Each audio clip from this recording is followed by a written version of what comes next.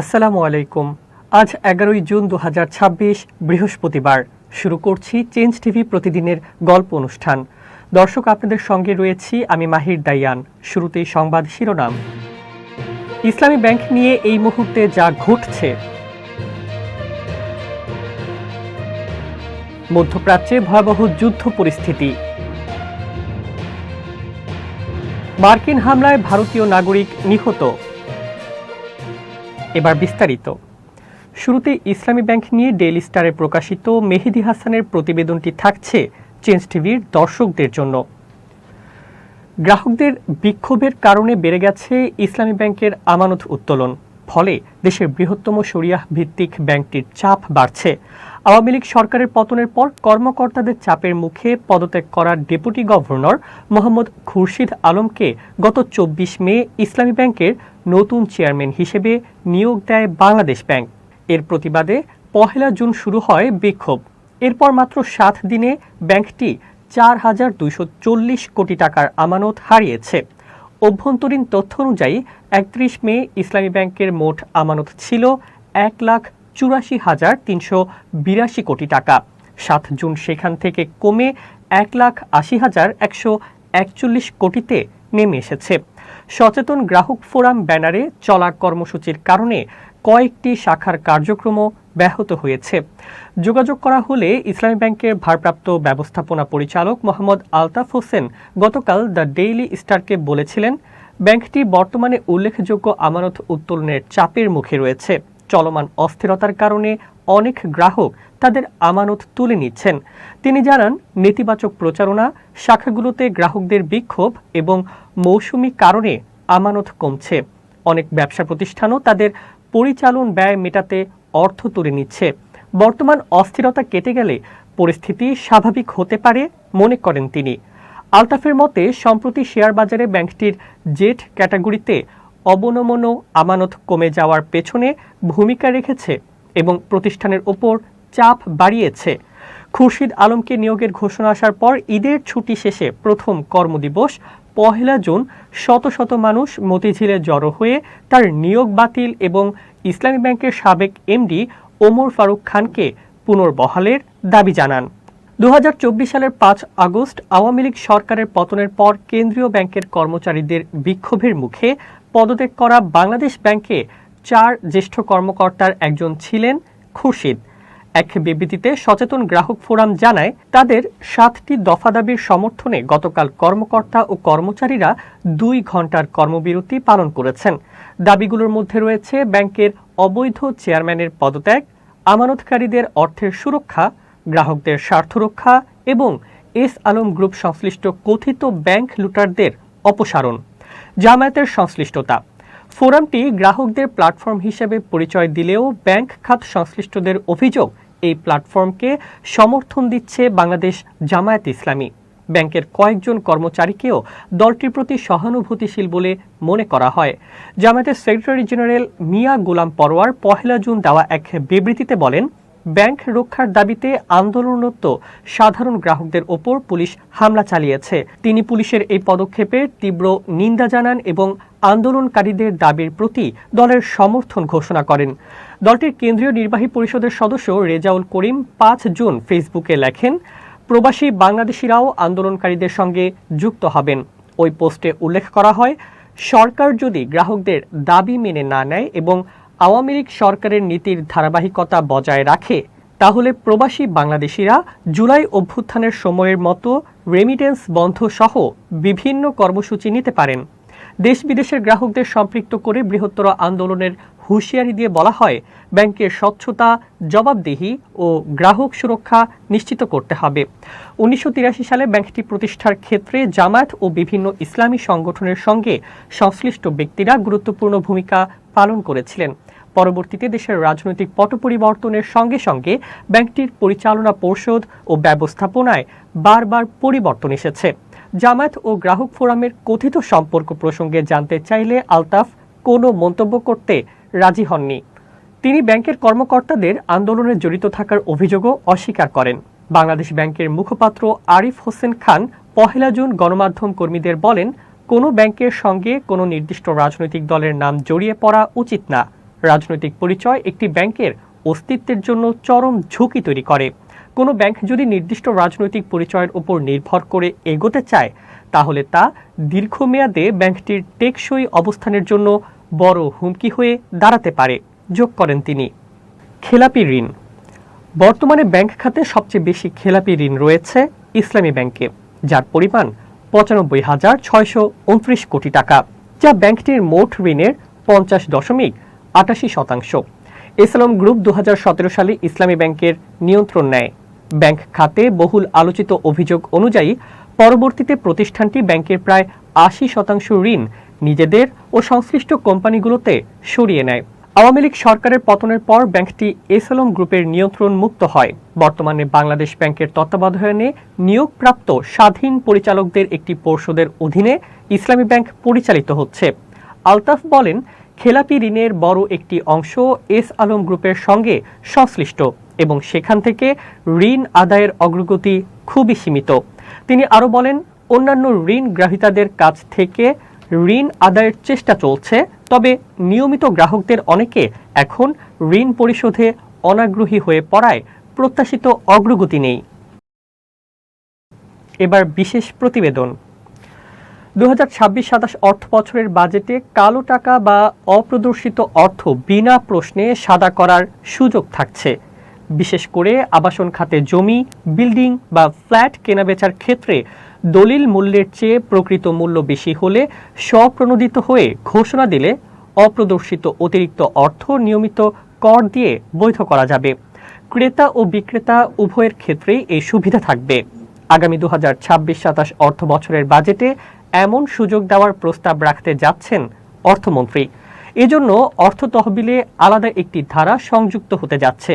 অর্থ মন্ত্রণালয়ের সূত্রে জানা গেছে, ধারাটি যুক্ত করার প্রস্তাব পাশ হলে কোনো করদাতার জমি, ভবন বা অ্যাপার্টমেন্ট কেনা বেচার প্রকৃত মূল্য দলিল মূল্যের চেয়ে বেশি হলে তিনি ওই অপ্রদর্শিত অর্থের ওপর ব্যক্তির শ্রেণীর জন্য প্রযোজ্য নিয়মিত কর হারে আয়কর পরিশোধ করতে পারবেন।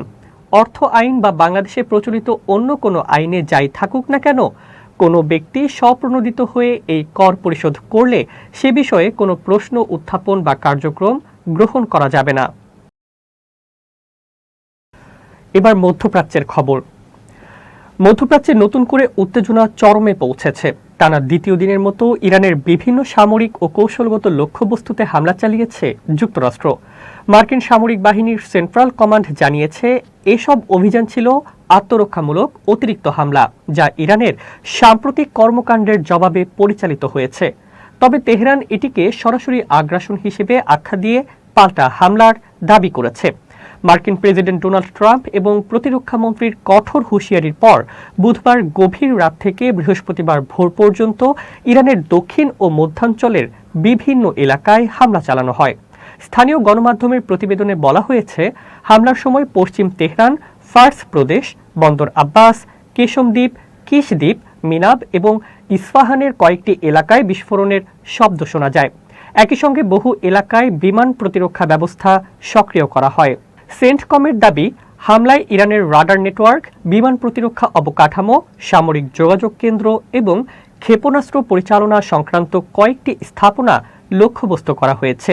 মার্কিন কর্মকর্তারা বলছেন, এসব হামলার উদ্দেশ্য ছিল অঞ্চলে মার্কিন বাহিনী ও মিত্রদের নিরাপত্তা নিশ্চিত করা।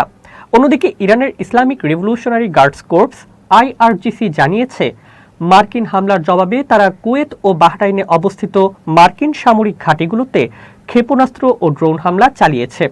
রাষ্ট্রীয় বার্তা সংস্থা IRN এর বরাতে আইআরজিসি দাবি করেছে, 2 দফা অভিযানে 18টি গুরুত্বপূর্ণ মার্কিন সামরিক লক্ষ্যবস্তুতে আঘাত হানা হয়েছে। তাদের ভাষ্যমতে বাহরাইনের শেখ ইসা বিমান ঘাঁটিও লক্ষ্যবস্তুতে পরিণত হয়েছে। এছাড়া ইরানি গণমাধ্যম দাবি করেছে, বাহরাইনে অবস্থানরত যুক্তরাষ্ট্রের 5ম নৌবহরের বিরুদ্ধে অভিযান চালানো হয়েছে। যদিও এসব দাবির বিষয়ে ওয়াশিংটন এখনও আনুষ্ঠানিকভাবে বিস্তারিত মন্তব্য করেনি। সংঘাতের সবচেয়ে গুরুত্বপূর্ণ দিকগুলোর একটি হয়ে উঠেছে হরমুজ প্রণালী। বৈশ্বিক সমুদ্রপথে তেল পরিবহনের অন্যতম প্রধান রুট হিসেবে পরিচিত এই প্রণালী দিয়ে বিশ্বের প্রায় 1/5 জ্বালানি তেল পরিবাহিত হয়। আইআরজিসি দাবি করেছে, নিরাপত্তাজনিত কারণে তারা হরমুজ প্রণালী সব ধরনের জাহাজ চলাচলের জন্য বন্ধ ঘোষণা করেছে। তবে মার্কিন সেন্টকম দ্রুতই এ দাবি প্রত্যাখ্যান করে জানায়, হরমুজ প্রণালী দিয়ে বাণিজ্যিক ও তেলবাহী জাহাজের চলাচল স্বাভাবিক রয়েছে। তাদের ভাষ্যমতে, ইরানের ঘোষণার পরও আন্তর্জাতিক নৌপথে কোনো বড় ধরনের বিঘ্ন দেখা যায়নি। ফক্স নিউজকে দেওয়া এক সাক্ষাৎকারে প্রেসিডেন্ট ট্রাম্প বলেন, ইরান যদি যুক্তরাষ্ট্র সমর্থিত শান্তি প্রস্তাবে সম্মত না হয়, তাহলে আরও কঠোর সামরিক পদক্ষেপ নেওয়া হবে। তিনি দাবি করেন, সাম্প্রতিক অভিযানে ৪৯টি টমাহক ক্ষেপণাস্ত্র ব্যবহার করা হয়েছে এবং কিছু লক্ষ্যবস্তু তেহরান থেকে মাত্র ৪০ মাইল দূরে অবস্থিত ছিল। ট্রাম্প আরও বলেন, মার্কিন যুদ্ধবিমানগুলো ইরানের আকাশসীমার নিকটবর্তী এলাকায় অভিযান পরিচালনা করছে এবং পারস্য উপসাগর সংলগ্ন দক্ষিণ পশ্চিমাঞ্চলে রাডার ও বিমান প্রতিরক্ষা অবকাঠামো ধ্বংস করছে। একই সঙ্গে তিনি দাবি করেন, ইরানের শীর্ষ কর্মকর্তারা সরাসরি তার সঙ্গে যোগাযোগ করে হামলা বন্ধের অনুরোধ জানিয়েছেন। তবে এ দাবি সরাসরি নাকচ করেছে তেহরান। জ্যেষ্ঠ ইরানি কর্মকর্তারা বলছেন, ট্রাম্পের সঙ্গে কোনো ধরনের সরাসরি টেলিফোন আলাপ হয়নি এবং এমন কোনো যোগাযোগের দাবিও সঠিক নয়। আইআরজিসিও এ বক্তব্যকে ভিত্তিহীন বলে অভিহিত করেছে। এদিকে আইআরজিসির মহাকাশ বাহিনীর কমান্ডার ব্রিগেডিয়ার জেনারেল মাজিদ মুসাভি হুঁশিয়ারি দিয়ে বলেছেন, হরমুজ প্রণালীর নিরাপত্তা বিঘ্নিত হলে ইরান পুরো অঞ্চলে কঠোর প্রতিক্রিয়া দেখাবে। তার ভাষায়, হরমুজকে অনিরাপদ করা হলে পুরো অঞ্চলই প্রতিপক্ষের জন্য নরকে পরিণত হবে। উত্তেজনার প্রভাব ইতোমধ্যে উপসাগরীয় দেশগুলোতেও পড়তে শুরু করেছে। আইআরজিসির হামলার দাবির পর বাহরাইনের বিভিন্ন এলাকায় বিমান হামলার সতর্ক সংকেত বাজানো হয়। দেশটির স্বরাষ্ট্র মন্ত্রণালয় নাগরিকদের নিরাপদ স্থানে আশ্রয় নিতে এবং সরকারি নির্দেশনা অনুসরণ করতে বলেছে। কুয়েতের সেনাবাহিনীর জেনারেল স্টাফ জানিয়েছে, তাদের বিমান প্রতিরক্ষা ইউনিট সর্বোচ্চ সতর্ক অবস্থানে রয়েছে এবং সম্ভাব্য আকাশ হামলা প্রতিহত করতে সক্রিয়ভাবে কাজ করছে। একই ধরনের সতর্কতা জারি করেছে জর্ডানও। ওমান উপকূলে সেত্তেবেল্লো নামের একটি তেলবাহী জাহাজে মার্কিন হামলায় ২ ভারতীয় নাবিক নিহত হয়েছেন এবং একজন নিখোঁজ রয়েছেন। খবর দ্য ডনের। নিহত ২ নাবিকের নাম প্রকাশ করা হয়েছে। তারা হলেন অদিত্য শর্মা এবং শিবান্দো চৌরাশিয়া। আর নিখোঁজ নাবিকের নাম প্রধান প্রকৌশলী পাটনালা সুরেশ। ভারতের ফরওয়ার্ড সিমেন্স ইউনিয়ন অব ইন্ডিয়ার সাধারণ সম্পাদক মনোজ জাথবরের বরাতে এ তথ্য জানা গেছে। এই ঘটনায় নয়াদিল্লিতে যুক্তরাষ্ট্রের একজন জ্যেষ্ঠ কূটনীতিককে তলব করেছে ভারত সরকার। দেশটির পররাষ্ট্র মন্ত্রণালয় জানিয়েছে, নয়াদিল্লিতে অবস্থিত মার্কিন দূতাবাসের উপপ্রধান জেসন মিক্সকে ডেকে পাঠানো হয়েছে। মার্কিন সেন্ট্রাল কমান্ড দাবি করেছে, মঙ্গলবার সন্ধ্যায় সেত্তেবেল্লো নামের একটি জাহাজে নির্ভুল হামলা চালানো হয়। তাদের অভিযোগ, ইরানি তেল বহনকারী জাহাজটি মার্কিন বাহিনীর নির্দেশ মানতে ব্যর্থ হয়েছিল। যুক্তরাজ্যের সামুদ্রিক নজরদারি সংস্থা জানিয়েছে, জাহাজটিতে ইঞ্জিন কক্ষে আগুন লাগে এবং এটি ওমানের সোহার বন্দর থেকে প্রায় ৩৭ কিলোমিটার উত্তর পূর্বে বিপদ সংকেত পাঠায়।